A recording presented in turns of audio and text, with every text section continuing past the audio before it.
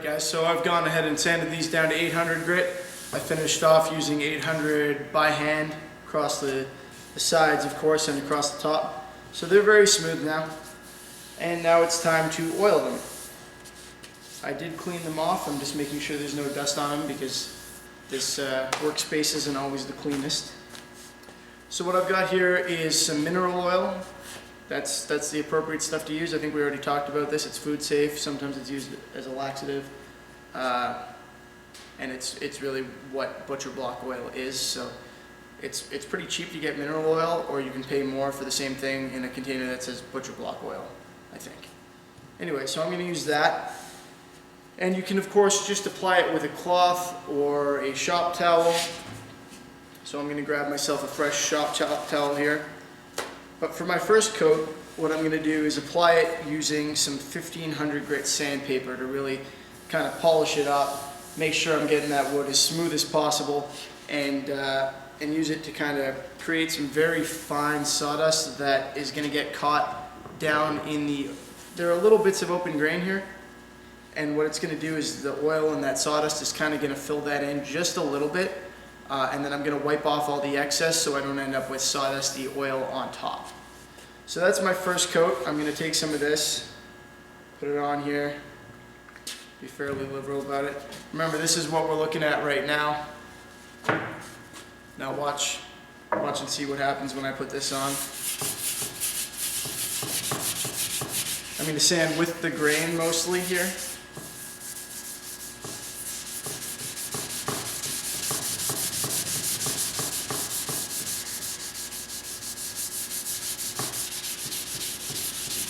So I'm just continuing here until I see it kind of start to gel up a little bit, at which point it's time to go in, which it's starting to do over here, and rub off the excess.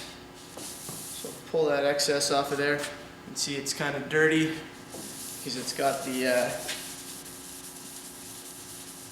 sawdust in it.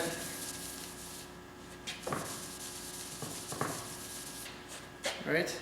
And I'm going to do that for one more coat, but before I do, I'm going to let you guys have just a quick look at how this turned out with just one coat on the top. Remember, I haven't done the sides yet. So, hang on, I'm going to come around here. So first, beautiful unoiled walnut board. And now, one coat of oil. See what a difference that makes? How much the grain pops and everything. And it's already got a nice sheen to it, but we're going to improve upon that. I mean, these things are made for a function, not just for the look of them, but it's nice to have them look good, right? Coat. Again, I'm going to do it with the sandpaper.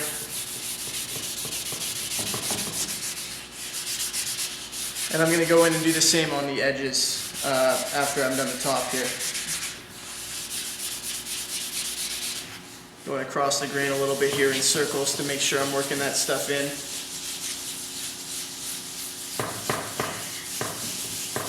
And then with the grain again to smooth it all out.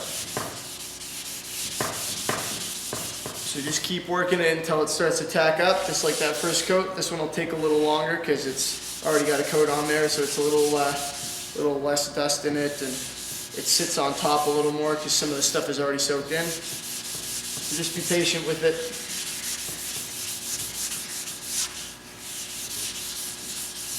There, it's starting to get a little grabby, a little sticky.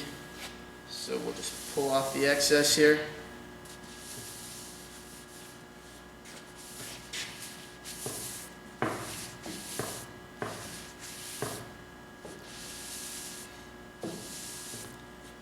We'll call those our base coats for the top.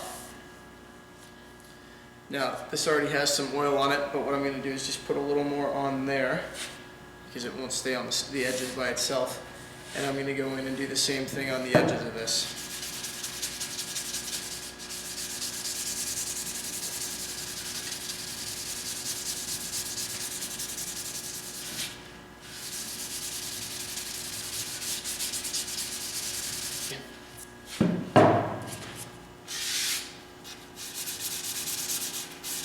Alright guys, now that we've got basically our base coats done, we're going to go ahead and put a couple more coats on. I'm just going to use a shop towel to do this. And this is going to be fairly simple. We don't need the sandpaper anymore. I've already cleaned off everything, all the residue from that because it had the sawdust in it. Now we're just applying coats over top. So it's about as simple as it gets. You just put some on, you put it on your towel or on the piece itself. Spread it out in a nice thin layer.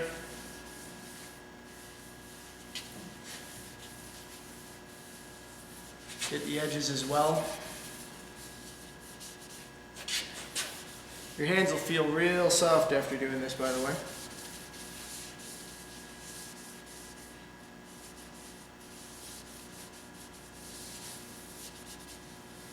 Alright, so spread it on there and wait.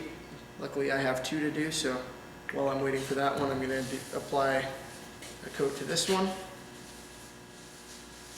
And you can keep working it in if you want. You don't really have to though. That's more of a, I do that with Danish oil. I keep moving it around and working it into the wood until it's time to wipe off the excess. But for mineral oil, it's not a big deal. So that's starting to dry on there now. What I'm going to do is just take a dry part of my cloth and wipe it off. Take that excess off of there.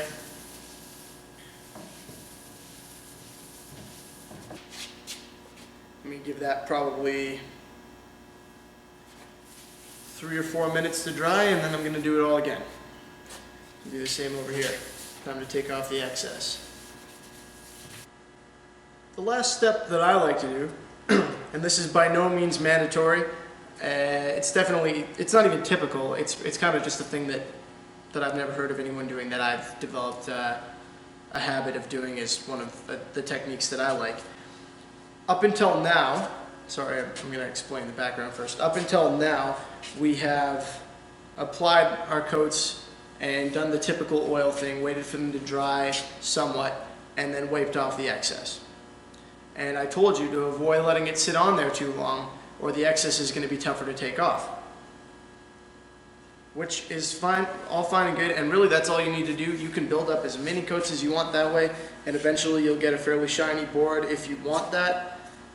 It's not necessarily what you want out of a cheese board. You want it kind of to have a low sheen, but not be shiny, which is good because mineral oil isn't really designed to give you a gloss. Anyway, up until now that's how we've done it. So for my final coat, what I like to do is apply, just using my shop towel again, a nice thick or thin or whatever, it doesn't have to be thick, a nice even layer again that is too thick to leave on there, just like all our other coats have been. So these right now have a fair bit of oil on them. You can see they're really bloody shiny, which is not how they're going to end up, and they're both like that. And I put this oil on at least 2 minutes ago. I don't know how long I've been talking. It was on there for a good 30 seconds or a minute before I started filming again. And I'm going to let this go for a little while longer here. By the standard of our previous coats, I should have wiped it off a while ago. But what I'm going to do is let it go a little while longer and let it start to tack up more than average and start to become gummy. And then I'm going to take this lint-free cloth and buff it off of there. So it's going to be a little harder to take off than the previous oil was, but when I buff it off of there, it's going to give me just a little bit more shine than I would normally get without having to go through another 5 or 6 coats to get there. So it's kind of just a weird method that I use to achieve that a little bit quicker. Now, remember when you've got something like this that it's good to reapply your oil now and then. With a cheese board, you're not hacking at it like you do a butcher block. So you really don't need to do it that often, in my opinion. On a butcher block, you want to be doing it fairly frequently. The ones that I have at home, which I did a different video on, I re-oil them probably at least every month. One of these is for me, one's for someone else who ordered it. So I'll probably do it. I don't use them that often anyway, so probably once every 6 months, once a year. You know, you'll be able to tell when your wood starts to dry out. Alright, I think this is about ready. So this should take more effort.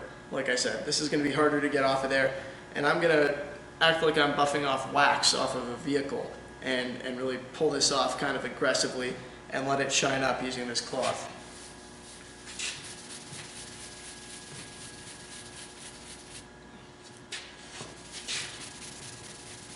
We're going to call that a job done. Feel free to fight in the comment section about whether it was a job well done. But there we have it. Whoa, just about dropped it. Here's our finished board. Nice satin sheen. Beautiful green. Pretty happy with that. And then this one's got a slightly less complex grain pattern, but more color variety, which is nice. And again, that nice satin sheen. I hope you guys enjoyed that. Seeing how those were, well, basically finished. There's not a lot to how they're made. They're just a piece of wood that I cut down and sanded. So yeah, hopefully that was entertaining or at least a little bit informative. If you have any questions, let me know. If you would like to place an order for one of these or something along these lines, also please let me know. And we're going to call that a wrap. Hey guys, if you enjoyed the video, please give it a thumbs up so it'll be easier for other people to find, and subscribe to stay up to date with all the cool projects I got coming out. Also, a big shout out to Sovereign King, who does the vast majority of the music for my channel, way better on guitar than I am, and to Troy from Noise Guitar Mods. I'll put the link in the description. The man is a great guitar tech, and he's taught me most of what I know about how the internals of these things work. Thanks for watching, guys. Hope you enjoyed yourselves. See you next time.